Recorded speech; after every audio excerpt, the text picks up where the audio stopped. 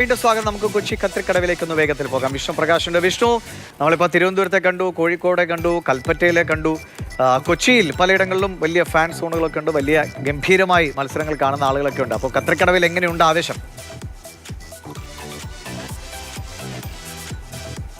ഇപ്പോൾ ഈ ലോകകപ്പ് മത്സരം 12:30-ക്കാണെങ്കിലും ഇപ്പോൾ തന്നെ ഇവിടെ പല ഭാഗങ്ങളിലും ഈ വേൾഡ് കപ്പിനോട് അനുബന്ധിച്ചുള്ള സ്ക്രീനിങ്ങിന്റെ കാര്യങ്ങളൊക്കെ ആയിട്ടുള്ള ഒരു തയ്യാറെടുപ്പുകളും അതിനോട് അനുബന്ധിച്ച് സംഘടിപ്പിക്കുന്ന മത്സരങ്ങളൊക്കെ ആരംഭിച്ചു കഴിഞ്ഞു. നമ്മളിപ്പോൾ ഉള്ളത് കത്രിക്കടവിലുള്ള ഇഗ്നൈറ്റ് സ്പോർട്സ് ക്ലബിന്റെ ഏരിയയിലാണ്. അവിടെ ഇപ്പോൾ തന്നെ ഗോളടി മത്സരം അടക്കമുള്ള കാര്യങ്ങൾ ആരംഭിച്ചിട്ടുണ്ട്. അതുപോലെ സ്ക്രീനിങ്ങിന് വേണ്ട സജ്ജീകരണങ്ങളൊക്കെ ഇവിടെ തയ്യാറായി കഴിഞ്ഞിട്ടുണ്ട്. ഇപ്പോൾ ഇവിടെ ഗോളടി മത്സരമാണ് വലിയ രീതിയിൽ പുരോഗമിക്കുന്നത്.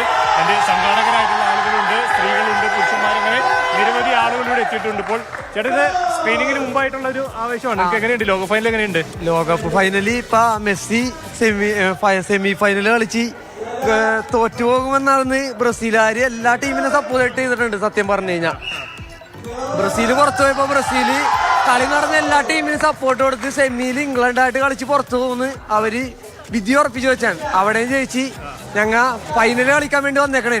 ഈ വേദിയിൽ ഇപ്പോഴും എനിക്ക് പറയാനുള്ളത് അർജന്റീന ജയിക്കും. കപ്പ് നമുക്ക് കാണാനല്ലോ എന്താ നടക്കാൻ പോണെന്നുള്ളത്. നമ്മളും കളിക്കണമെന്ന് കപ്പിന് വേണ്ടി തന്നെയാണല്ലോ. ഞങ്ങൾ സ്പെയിനല്ല, ഞങ്ങൾ കളി കാണും. നല്ല കളിക്കാരാണെന്ന് വെച്ച് കഴിഞ്ഞാൽ ഞങ്ങൾ പ്രോത്സാഹിപ്പിക്കും.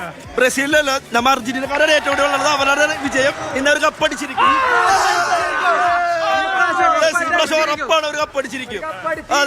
സ്റ്റാർ ഞങ്ങൾക്ക് ഏറ്റവും 5ന്റെ അടുത്ത് 4 വരത്തും. ഇതിന്റെ അത്ര ഒന്നും നമുക്ക് കണ്ടറിയാം. കുറെ നാളായിട്ട് പറയുന്നത് കൈ കൊണ്ട് അടിച്ചിരുന്നേക്കും.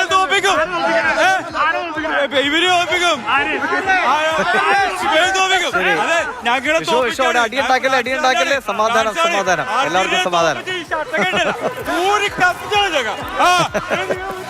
ശരി, ആവേശം മല തല്ലുകയാണ്. ഇത് ഈ കളിയുടെ സമയത്ത് എന്തൊക്കെയാകും?